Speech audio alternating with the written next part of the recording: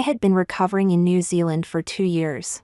On my first day back in the capital, my cousin Eleanor threw a welcome party for me. The guests at the party were all young ladies and gentlemen from our social circle. It had been a long time since we'd seen each other.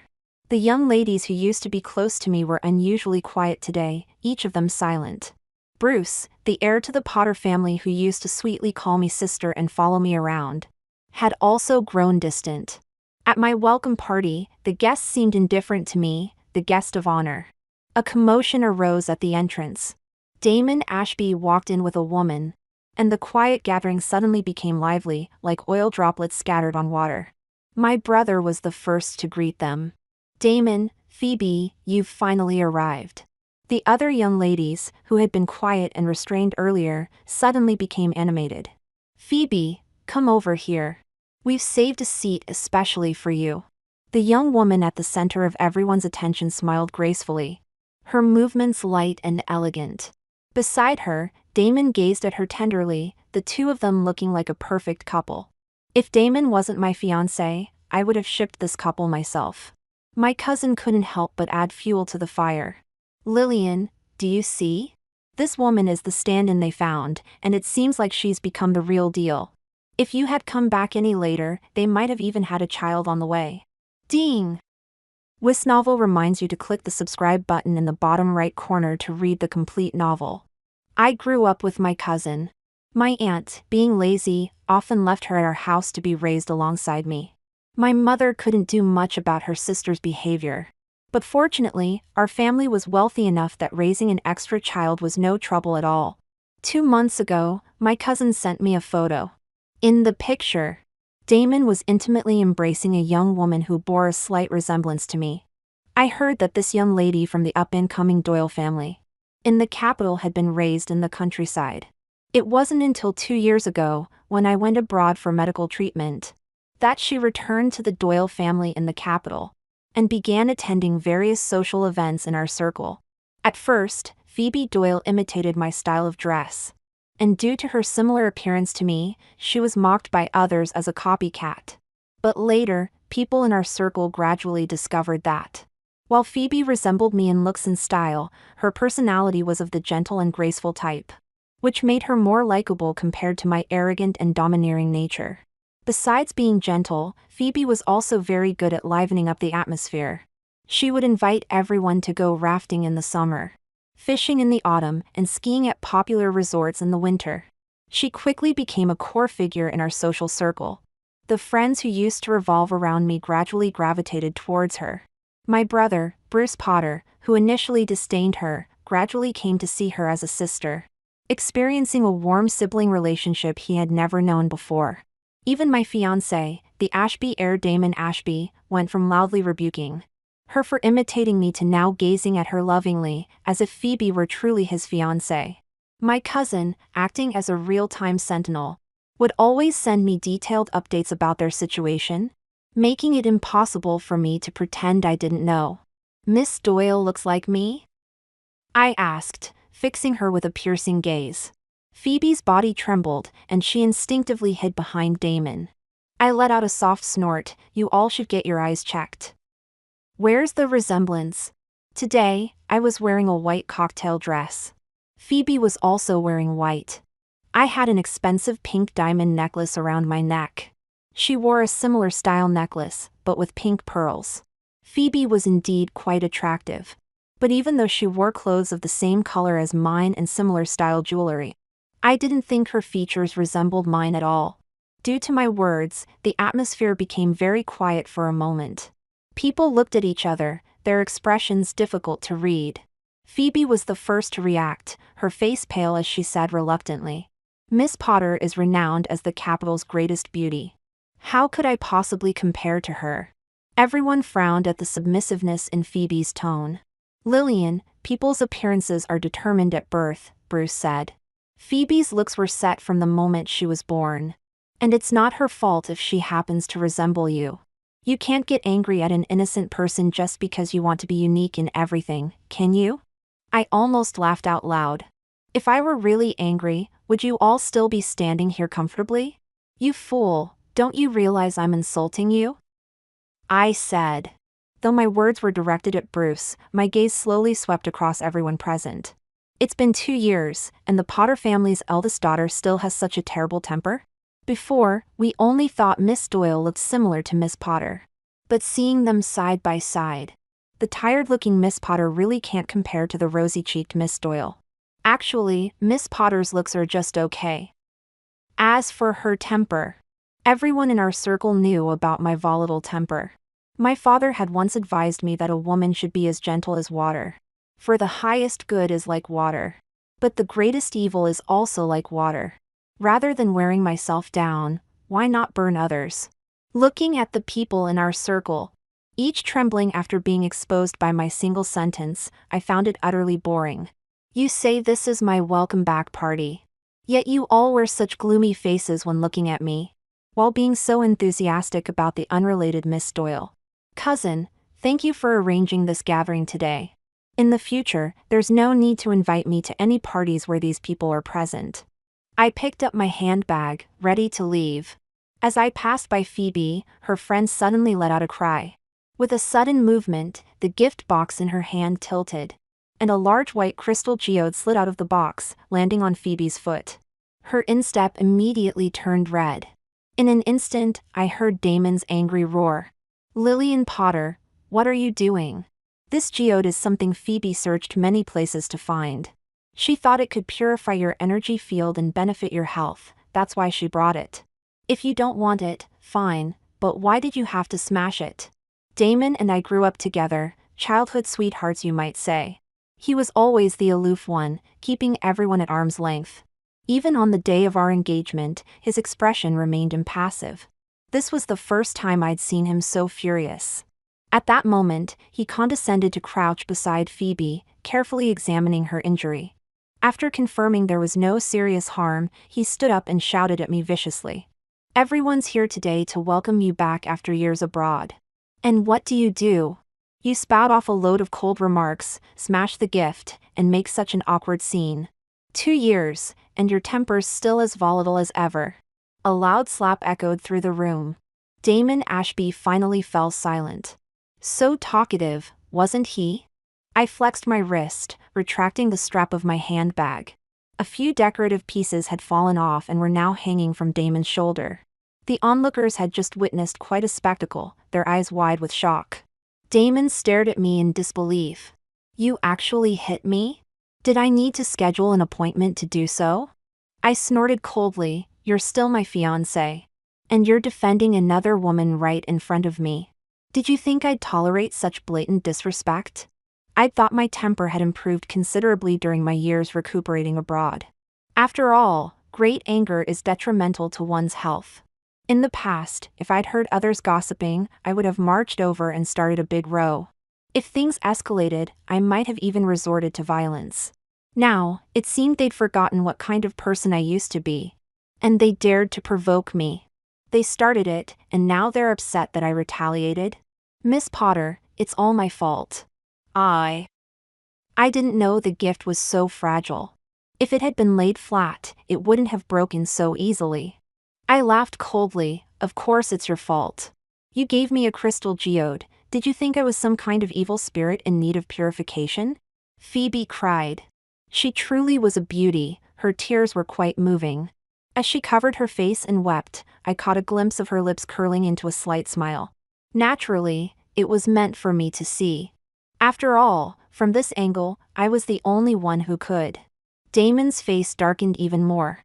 He stopped rubbing the spot where my bag had struck him and turned to comfort Phoebe, throwing harsh words my way. I never knew you could be so unreasonable. My brother also pointed at me and scolded. Lillian, what has Sis Phoebe done wrong for you to treat her like this? When we see Father tonight, I'll make sure he punishes you.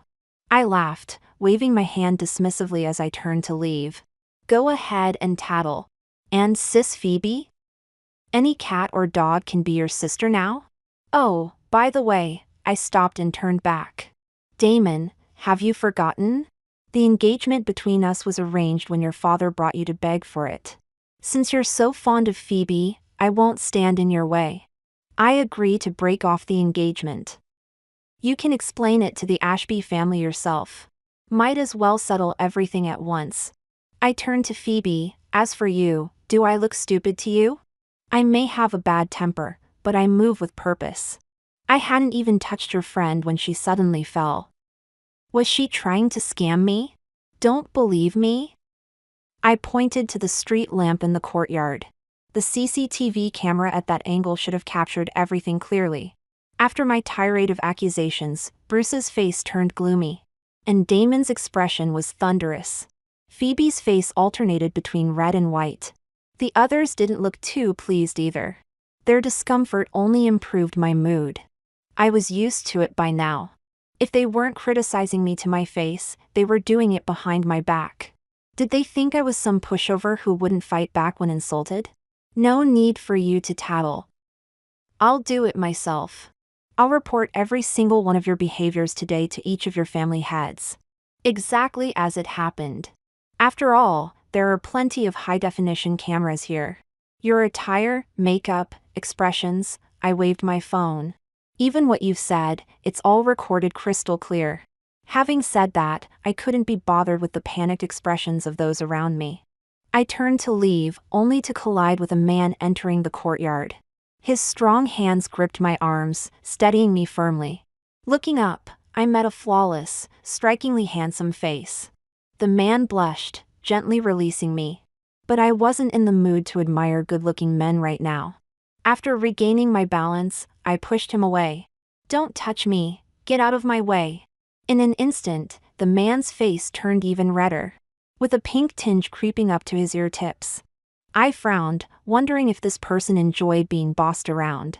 Lillian, my younger cousin, said weakly, "Let's go together."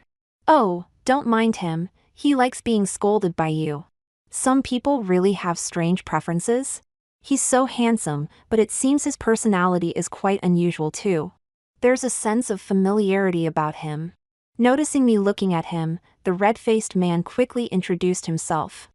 Hi, Miss Potter. I'm Harrison Brooks from the Brooks family. The Brooks family? A second-tier family in our social circle. Slightly lower in status than our Potter family and the Ashby family. Before I could react, Harrison thrust a gift box into my hands and darted off in a flash. By the time I was seated in the car, I was still bewildered. Harrison Brooks? Have I met him before? My cousin leaned back comfortably against the seat, tapped a few times on her phone, and an AI voice rang out. Harrison Brooks, second in command of the Brooks Group. The second child of the Brooks family patriarch. Currently known net worth of several billion pounds. Potentially hundreds of billions if he inherits the Brooks family business in the future. Age 22, unmarried, height 6 feet 2 inches, lower measurements unknown, but estimated to be comparable to a water bottle. My face turned beet red. What kind of inappropriate AI does my cousin have? You don't know him? You had to look him up on AI? Should I know him? I just met him for the first time today. I looked at my cousin with a mixture of exasperation and amusement. Keep pretending. Eleanor also feigned ignorance. Lillian, why don't we take a look at what he gave you? She quickly took the gift box and started unwrapping it. Once all the excess packaging was removed, she let out a wow. I looked over to see her holding a velvet cloth cradling a glass-like, imperial green jade bracelet. Such bracelets are rarely seen even at auctions. I took it for a closer look and slipped it on. It fit my wrist perfectly. My cousin clicked her tongue a few times. Lillian, you say you don't know him, but he seems to know your wrist size very well. I rotated my wrist, watching the light play off the bracelet, and smiled slightly. Although the welcome dinner had been unpleasant, receiving a perfect bracelet at the end made it somewhat worthwhile. Perhaps due to the bracelet's calming effect, I slept very soundly that night. I also woke up early the next day. By the time I finished my yoga routine, it wasn't even 8 o'clock yet. After getting ready, I had my bodyguard go to the Cloud Rest Bistro, the most popular restaurant in our circle, and set up a person-high display screen at the entrance, playing a loop of edited video from yesterday's welcome dinner. Phoebe's provocation, Damon's scolding, Bruce's anger, and others, all with thoughtful subtitles. What each person said, and the names of everyone in the video were clearly labeled. Passers-by, dining guests, and enthusiastic netizens uploaded the video online. And it went viral immediately. Today, the WeChat groups in our circle were immediately abuzz with activity. A bunch of people tagged me, demanding to know what I meant by this. I replied with a smile emoji and left the group. According to the information obtained by my assistant, those second-generation rich kids who were tagged in the videos were all severely reprimanded by their families after returning home. After all, who gave them the courage to dare mock the Potter family's eldest daughter to her face? In the afternoon, Father asked me to come to the study. Bruce was standing straight in front of the coffee table, head bowed and silent. Seeing me enter, he glanced at me sideways and asked in a low voice, "What are you doing here?" I smiled as if I hadn't seen it, walked behind the coffee table, sat down next to Father, and sweetly cooed, "Daddy." Bruce continued, "What are you so smug about? You're just relying on Father's favoritism. Phoebe grew up in the countryside, enduring so much hardship. And you targeted her as soon as you came back." Father patted my hand and casually picked up a book, throwing it at Bruce. "You're siding with outsiders to mock your sister, and you have the nerve to speak. Get out!" Bruce reluctantly left the study. I looked at the door that had just closed. "Dad, do you really want to choose him to inherit the family business?" Father's expression returned to calm. "Your brother lacks experience, and you're being foolish too." He handed me the documents he had been looking at earlier, showing records of people from influential families in our circle cursing me today. It was all the same unpleasant words anyway. These families, they're only living well now because they've been getting a piece of the Potter family's pie, aren't they? I handed Father the prepared documents. The dog that bites should die, the dog that bites its master should be killed even more. With each page he read, Father's face darkened a shade. When he finished, he slammed the documents on the coffee table. These ungrateful wretches. The documents recorded how several companies were blocking and profiteering from the Potter Group's industrial projects. I picked up the teacup in front of me, took a small sip, and continued to stir the fire. "Dad, Bruce has handled all these projects. Do you think it was intentional or unintentional?" I put down the teacup and refilled Father's cup. Previously, these families came begging the Potter family to give them a lifeline, and we did. It's only been a few years, and they're already thinking of turning on us. Father snorted coldly, "It seems they've eaten too well. No matter, I'll make them spit it all back out with interest." My health was indeed poor. Recuperating abroad was half true and half false. After all, no one would be wary of a sickly person who wasn't the heir. On the surface, I was recovering in New Zealand. But secretly I sent people to investigate the Potter family's overseas projects and whether there were any hidden pitfalls. Unexpectedly, there were. And the instigators were those groups that had benefited from our generosity. My birth mother passed away shortly after giving birth to me, not having recovered well during her postpartum period. Later, Father married the daughter of Brooks, and they had Bruce. Among the families involved in this joint effort to undermine Potter Group was the Brooks family, which made Father even angrier. The Potter Group was supposed to be handed over to Bruce in the future, but it seemed this son was so eager that he wanted to carve flesh from the Potter family. The Brooks family has been bleeding us dry for years, using Bruce's name. "Dad, can you bear to see Potter Group become Brooks' property in the future?" Father understood the logic, but Bruce was his only son, so he hesitated. After all, he still wanted to hand over the Potter family to this son in the future. So even if Bruce was colluding with the Brooks family to cause trouble, it wasn't yet time to cut him off completely. Father closed his eyes. "I'll think about it some more. You may go now." It was as expected. So I brought up the matter of breaking off the engagement with Damon, and Father agreed. After all, Damon had embarrassed our Potter family like that. And the Potter family's eldest daughter wouldn't have trouble finding a husband. Worst case, I wouldn't marry at all and just enjoy life. A few days later, news of the broken engagement reached the Ashby family. And Damon couldn't sit still any longer. When Damon came to find me, fuming with anger, I was having afternoon tea with my cousin in the garden. Eleanor spotted Damon from afar and decided to make herself scarce. "I'll leave you two to talk. I've got things to do," she said, retreating to the colonnade, not too far away to eavesdrop. Damon didn't notice her at all. He walked straight up to me and sat down. Lillian, we need to talk. I was in a good mood and didn't mind his rudeness. I pushed the teapot towards him, indicating he should pour his own tea if he wanted any. Talk about what? I asked. Damon's face was ashen. Why did you break off our engagement like this? My father gave me an earful because of it. Do you have any idea what people in our circle are saying now? I leaned back, comfortably resting against the chair. What else could they be saying? That I'm capricious and my fiancé doesn't fancy me? I retorted. Or perhaps they're gossiping about how you, despite being engaged to me, is constantly seen gallivanting around with Phoebe Doyle? At the mention of Phoebe, Damon assumed this was what I was concerned about and tried to explain. Phoebe and I are just friends. We simply get along well. There's no need for you to be jealous to the point of breaking off the engagement. Damon's expression softened noticeably when speaking of Phoebe. Don't you realize that Phoebe was only recently legitimized after being an illegitimate child?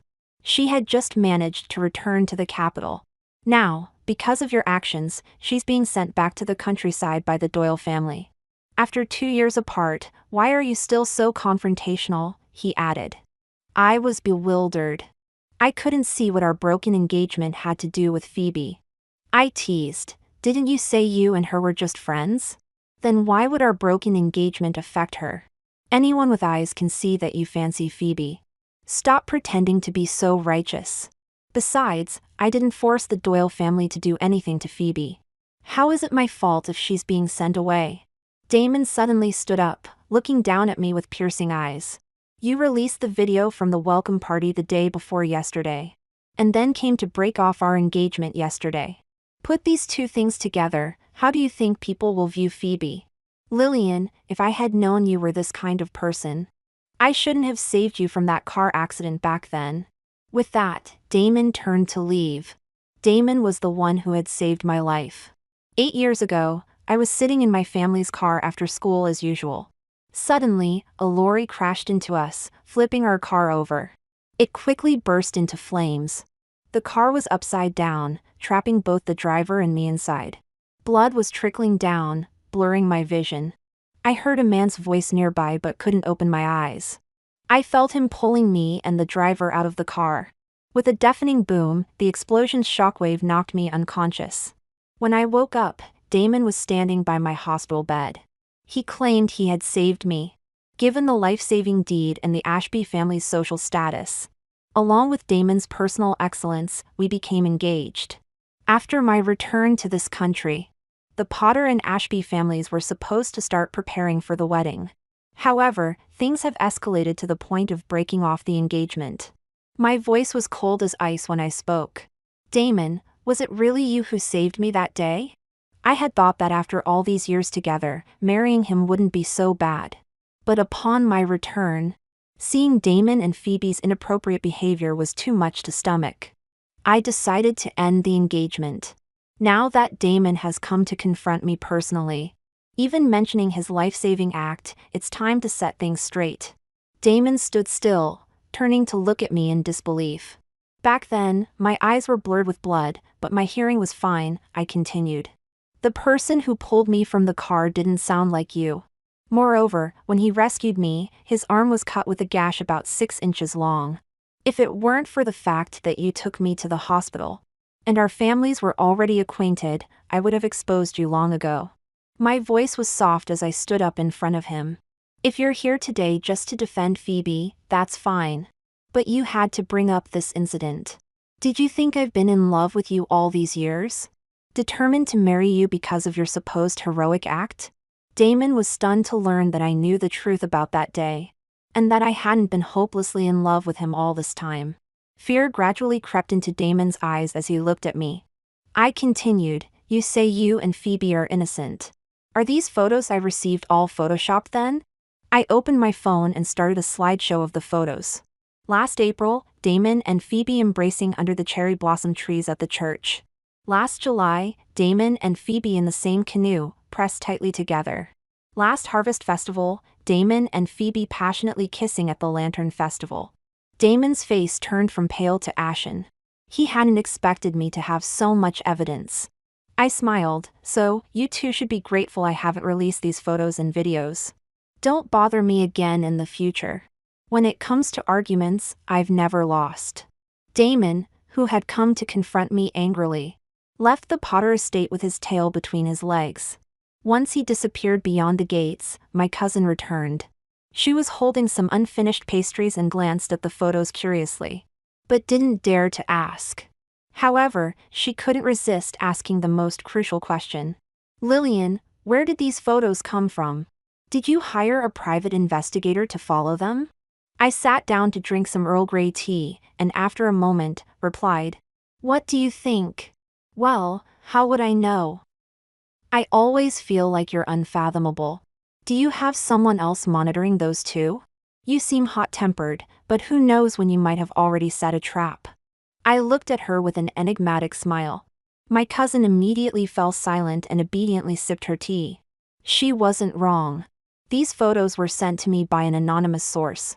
I traced the IP address of this person, which was mostly in this country. However, I haven't been able to uncover their true identity yet. Whoever could bypass the layers of tracing by the hackers in my company must be quite skilled. "Oh, by the way," she continued, "those people from the families who spoke ill of you at the welcome party a few days ago have all been punished by their family heads. Some were sent to remote outposts in Africa. Others were disowned by their main families.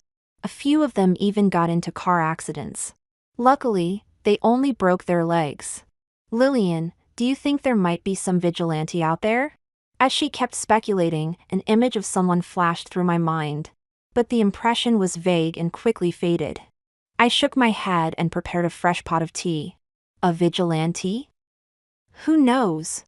These past few days, the high society circles of the capital have been abuzz with excitement. Usually, the gossip columns are filled with various family scandals.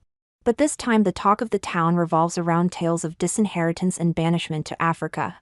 Bruce has been ordered by father to attend business school, with strict instructions not to return to the company unless he achieves top marks in both design and overall academic performance. Phoebe was sent back to the countryside by the Doyle family. However, she returned after just a few days. Rumor has it that on her way to the countryside, she stopped at a holiday resort for a few days' rest. During her stay, a distinguished elderly lady at the resort suddenly fell ill and was saved by Phoebe. This elderly lady turned out to be Mrs. Brooks, the mother of the Brooks family patriarch.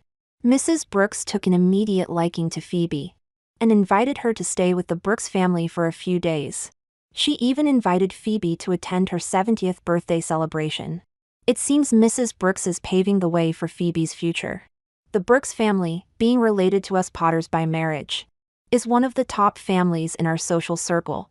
Mrs. Brooks' birthday celebration was held at the Brooks family's ancestral home, with Phoebe specially invited to attend. Only members of the 5 major families were invited that day, as the elderly lady disliked too much commotion, along with a few of our Potter family relatives. When I arrived, Phoebe and Damon were standing together, chatting and laughing. Even Bruce, who was supposed to be studying abroad, was present. As soon as I arrived, everyone fell silent. Mrs. Brooks, in particular, gave me a sidelong glance and snorted. "So, you've come? Neither too distant nor too familiar." As if I were someone of no consequence. Fair enough, I'm not blood related to Mrs. Brooks. Given our respective generations, perhaps I should call her grandmother? In any case, I have my own grandmother, so I didn't care about this old lady's attitude. I had my assistant present the gift and casually sat down next to my cousin. Seeing that I was ignoring her, the old lady muttered to those nearby, "Such poor manners." I chuckled, indeed. My mother passed away shortly after I was born. I can't compare to your daughter's excellent upbringing, waiting all those years for my father. The people around us wore expressions of keen interest at this gossip. Mrs. Brooks was about to rebuke me further, but seeing my father and her daughter approaching arm in arm from afar, she refrained from engaging with me further and ordered the feast to begin.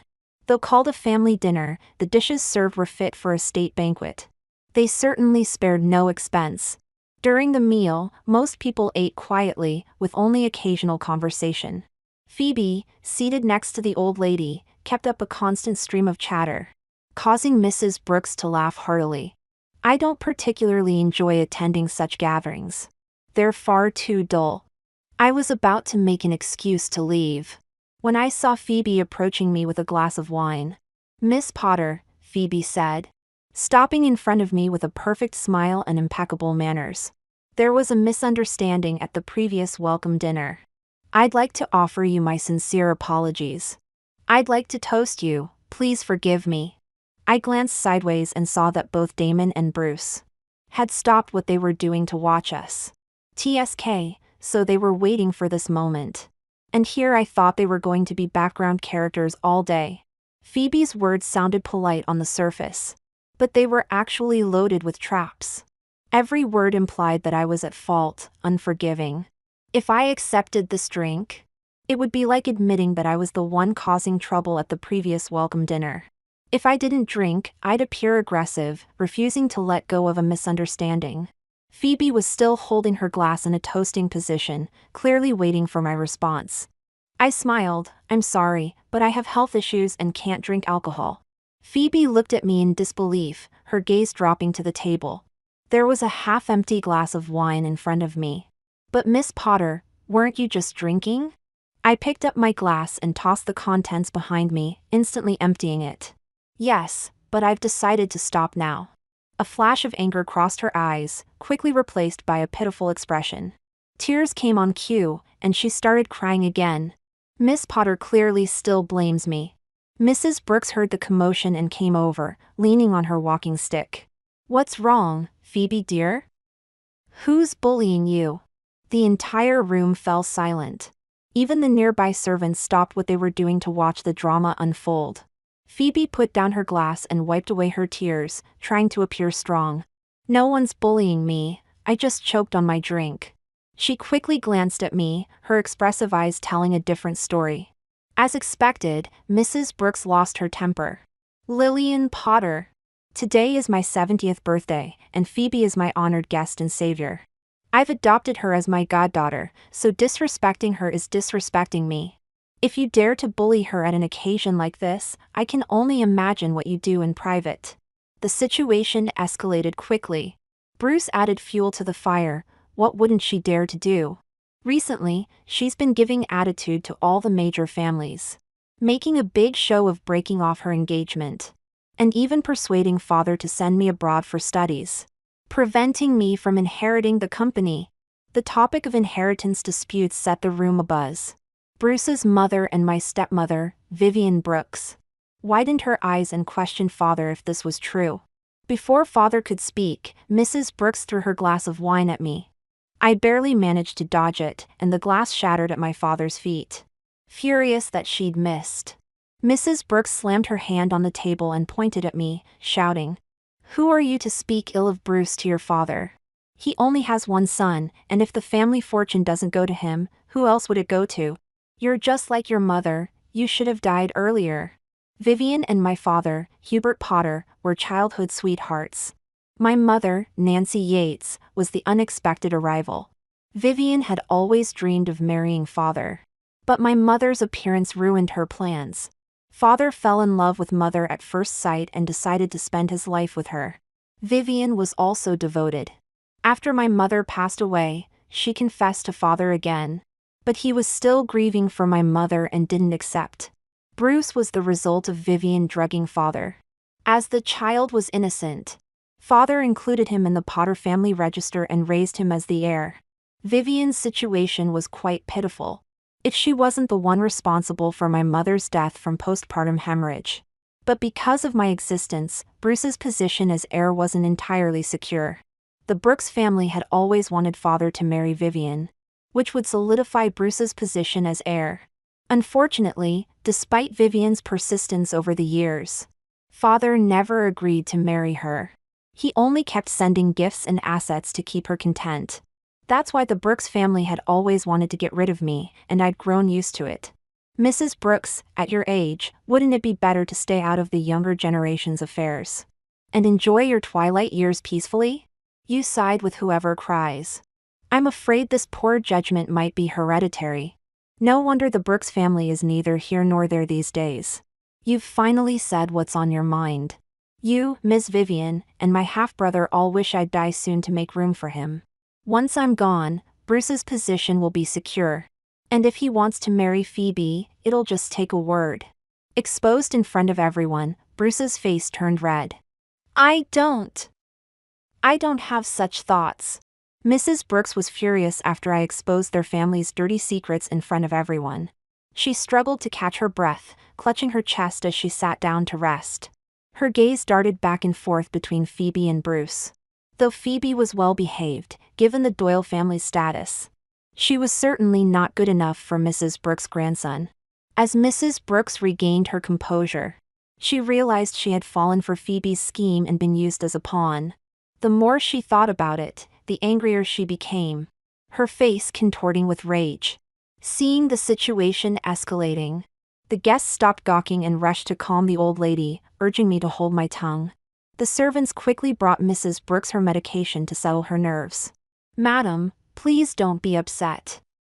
Let the young ones sort out their own affairs. That's right, it's your birthday celebration today. Why bother with the youngsters' drama? Just relax and enjoy. Vivian Brooks, seeing her mother so agitated by me, and recalling her own years of failed attempts to secure her position, was beside herself with anger. She tugged at my father's arm, begging him to punish me. Father roared, "Enough." He surveyed the room, seeing how everyone wanted to go after his precious daughter. When his gaze fell on me, it softened considerably. Lillian, you're not well. Go home and rest. Don't leave the house for a while. Father was ostensibly confining me to the house, but everyone knew it was to protect me from those who might upset me. Vivian, of course, caught on and looked utterly incredulous. Darling, how can you be so biased? And you're not? Father's face hardened. Since my mother passed away early, the house needed a madam. When I was very young, Vivian moved in, supposedly to take care of me. She was indeed good to me, until Bruce was born. It's understandable, after all, Bruce is her biological son. I bowed slightly, preparing to leave the party. As I passed by Phoebe, I paused. Phoebe hadn't expected that after all her scheming, which could have humiliated me in front of everyone, it would end so anticlimactically. She bit her lip in frustration. I leaned in close to her ear and said, "Miss Doyle, you should learn a thing or two about stirring up trouble from Vivian." Vivian had been by my father's side for so many years, fending off countless young women trying to climb the social ladder. Her skills were not to be underestimated. Not long after I left, my cousin followed me out. "Lillian, you were so cool today." "Of course, when am I not?" She giggled mischievously and advised, "Don't go to bed too early tonight. I'll come find you later for some entertainment." I was nodding off on the sofa when Eleanor finally arrived, climbing in through the second-floor balcony. She was wearing a black bodysuit that accentuated her curves. I was tempted to give her a playful pat. Behind her was another person in black, Harrison Brooks, whom I had briefly encountered at the welcome dinner earlier. "What's going on?" I asked. "This is my new sidekick," she introduced proudly. "He'll be your driver tonight." "Where are we going?" My cousin didn't elaborate, just urged me to change into black clothes. The three of us climbed over the wall, where 2 motorcycles were waiting in the corner. We sped off into the night. I had no idea Eleanor was such a skilled rider. Almost no cars could keep up with us on the road. I held tight to Harrison's waist, my hand resting on his abs.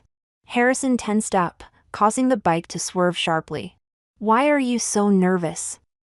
Never had a passenger before?" Harrison steadied the bike and continued racing forward. His body was very warm.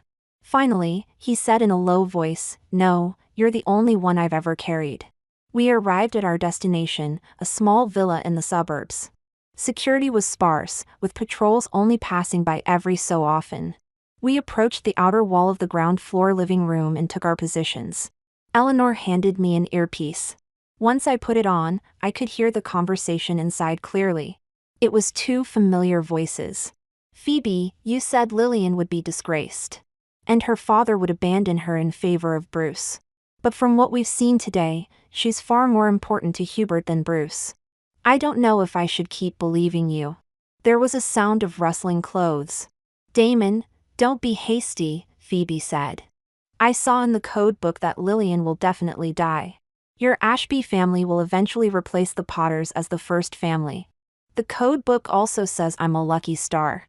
Look how being kicked out by my family gave me the chance to save Mrs. Brooks and return to the capital.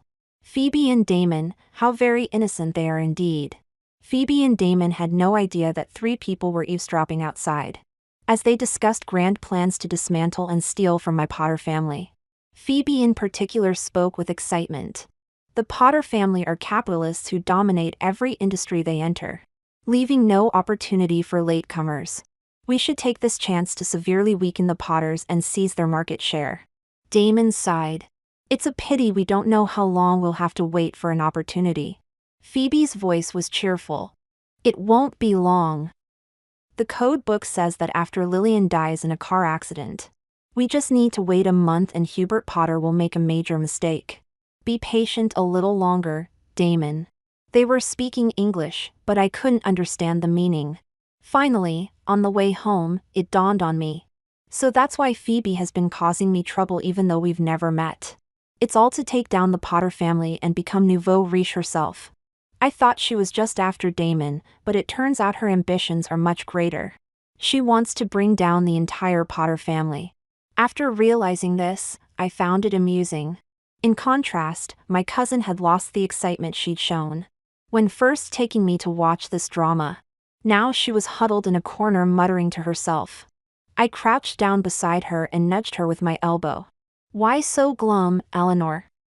Tell me what's on your mind. Are you hiding something from me? Like how did you know they would be here tonight discussing big plans? She hesitated for a long time, then finally steeled herself and began explaining. Actually, the code book Phoebe mentioned, I wrote it. Not just the code book, but this whole world you're in is from a novel I wrote. I'm the author of this novel. One day I fell asleep while rushing to meet a deadline. And when I woke up I was inside this world from my book. It took me quite a while to accept what my cousin was saying. That the world I lived in was from a book she had written. She had entered the book, and with her author privileges, she had originally planned to be the female lead. The female lead was supposed to be kidnapped to the countryside at age 6 and live a tragic life. It wasn't until I went abroad to recuperate that she would be brought back to the capital as a stand-in because of her resemblance to me. Eleanor said that all the things that happened to Phoebe, being loved by Damon, protected by Bruce as a sister, saving Mrs. Brooks and being honored as a guest, were originally meant for her to experience. And you, Lillian, were written as the idealized female supporting character who would die in a car accident. The code book Phoebe mentioned is actually the outline I wrote. I was afraid I'd forget key plot points, so I brought it into the book with me. I finally understood. So Phoebe found your code book and used the timelines recorded in it to meet key characters and fulfill the plot that was meant for you. I was still confused about one thing. If this was originally your storyline, why didn't you follow it yourself? You could have married Damon, brought down the Potter family, and formed a new dynasty. In the world outside the book, I prefer women with teary eyes looking at me, not men. So I can't follow the plot in this book. I was stunned. Remembering how clingy this cousin had been, I tentatively asked. You don't have feelings for me, do you? Don't worry, she said firmly. We're cousins. I won't do anything improper within 5 degrees of relation. Oh no, Eleanor's expression turned serious. I just remembered next month is when you're supposed to have that car accident. It's the turning point for them to overthrow the Potter family. What should we do, Lillian? I don't want to see you die, Wah. She threw her arms around me, burying her face in my neck and sobbing uncontrollably, tears and snot flying everywhere. I sighed. Thank goodness the stealth suit was thick enough. After some thought, I called Harrison over. I sat down with my arm around my cousin, looking every bit the emperor indulging in beauty. There's something that could turn the capital upside down. If it fails, your family will suffer losses too. But if it succeeds, your family could become as prominent as the Potters. Are you up for it? Harrison's deep gaze met mine, filled with passion and desire. I'm in. But if we succeed, I want you to agree to one request from me, miss. All right. Eleanor tilted her head. Lillian, what are you two talking about? I patted her cowlick. I'm saying, since they're so eager for my death, I might as well die for them to see. I died. Just as recorded in the code book, I was in a car accident, my body torn to pieces. Only the remains at the crash site underwent DNA testing, confirming they belonged to Lillian Potter. Father sat motionless for days. When Vivian found him, he looked 10 years older, his entire spirit broken. Bruce dropped his filial act and directly pressured Father to transfer all the company shares to him. Vivian also showed her true colors, demanding the Potter family mansion and all the ancestral jewelry and art collections. Father refused, but Bruce knocked him unconscious with a vase and had him sent to hospital, locked away. Meanwhile, I was living in a prearranged villa, watching all of this unfold through the surveillance cameras. After Bruce sent Father to the hospital, I pulled a switch, replacing Father with an elderly man who resembled him. Soon after, an authorization letter emerged from the hospital, appointing Bruce as executive director with temporary full authority over the Potter Group. Before Bruce could celebrate for long, news came that the Ashby family had snatched a major project, causing huge losses for Potter Group. Bruce, furious, stormed into the Ashby house and confronted Damon. Damon Ashby. Didn't we agree this project would be a joint venture? Why does the final tender document only have your family's name? Are you playing me? Damon sat calmly in his executive chair. Why should I share a feast when I can eat my fill alone? Without your father and sister, who in the business world would still give you face? You're not worthy. Before Bruce could react, a clear, lovely voice came from behind. Damon, darling, where do you think we should hold the wedding? Bruce turned back in disbelief. Phoebe, wearing a red dress, walked in coquettishly, not sparing Bruce a glance. Bruce pointed at Phoebe. Didn't you agree to marry me? Otherwise, I wouldn't have told you my sister's travel route. Phoebe let out a light sneer, bending down to embrace Damon. Did you believe everything I said? How foolish. I never liked you at all. If it weren't for bringing down the Potter family, I wouldn't have even looked at you. She finished by planting a kiss on Damon's lips. Well done. Bruce turned to leave but was blocked by 2 bodyguards at the door. Damon's sinister voice came from behind. Since young Mr. Potter has graced us with his presence, he might as well stay. Don't forget to bring a generous gift for my and Phoebe's wedding. Bruce was escorted by the bodyguards to a guest house, where he was treated to good food and drink. Damon forced him to sign agreements transferring shares and making Ashby the supplier for Potter Group. Bruce resisted bravely for 2 days, but eventually succumbed to physical pressure and signed. When Damon thought he had seized power and swaggered into Potter Group with Phoebe to show off, he was informed that the contract was invalid. Damon slammed his fist on the table. You can't just say it's invalid. This was signed by your new CEO Bruce Potter. How can it be invalid? Because he's not the new CEO of Potter Group. Of course, any document he signed would be invalid, I said. The bodyguards opened the door, and I walked in slowly. Lawyer Smith followed behind me, while Harrison pushed my father's wheelchair as they entered together. Damon's eyes widened. You're not. Sorry to disappoint you, I said as I walked to the executive chair and sat down, my fingers lightly tapping the desk. All of this has been a setup, and you've just been pawns in the game. I smiled and continued. I'm afraid all the schemes you and Phoebe plotted will come to nothing. After all, attempted murder, embezzlement, unqualified bidding. Any one of these is enough to put you away. Damon, unwilling to accept his shattered dream and unable to refute, gritted his teeth in anger. Suddenly, he remembered something and declared loudly. Anyway, That big order Ashby Group secured 3 months ago is enough to elevate our status. I smiled without saying a word and waved my hand to dismiss them. Damon's assistant rushed in, wailing to Damon. "Mr. Ashby, it's terrible. There are issues with the raw materials from that last order. A large number of customers have already filed a class action lawsuit." Damon whirled around to look at me. I nodded with a smile as Harrison helped me put on my coat. 3 months later, Ashby Group was embroiled in multiple lawsuits, paid a hefty sum in compensation, and was unable to recover. I stood by the floor-to-ceiling window, listening to Harrison report this stream of good news, my expression unchanged. I turned and asked, "What condition did you want me to agree to back then?" Harrison set aside his relaxed demeanor and said seriously, "Marry me."